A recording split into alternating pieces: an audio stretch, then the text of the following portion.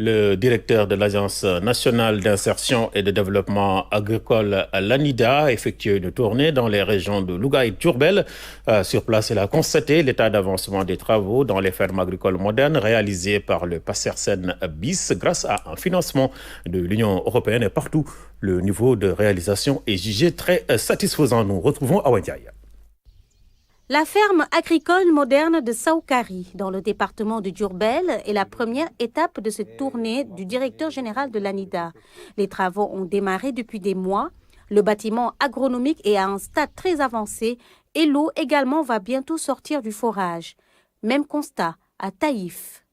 Nous voulons en tout cas, réunir toutes les conditions pour que nos jeunes, les jeunes Sénégalais, puissent travailler chez eux, exploiter leurs terres en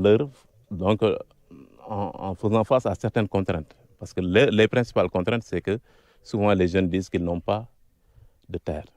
Après la région de Diourbel, cap sur Louga, précisément à Palen Mafal.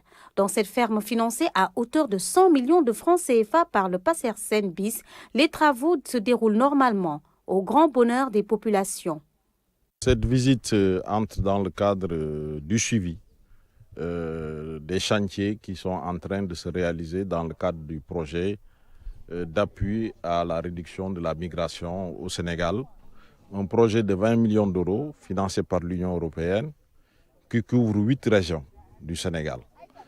Nous avons fait cette visite avec la composante centre et ouest qui couvre les régions de Louga, Diourbel, Fatick, Kaffrine et Tambacounda.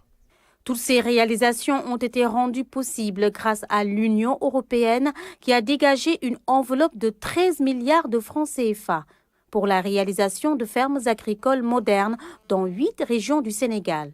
Dans le cadre de notre projet, s'agissant de réaliser des fermes agricoles modernes, nous nous sommes adressés à l'expertise de l'ANIDA, que c'est l'agence nationale appelée à l'exploitation des eaux souterraines et appelée à la modernisation de l'agriculture dans le sens de la diffusion de l'irrigation. Et aussi tout ce qui est diversification pour pouvoir offrir la possibilité aux fermes d'avoir des revenus pendant toute l'année.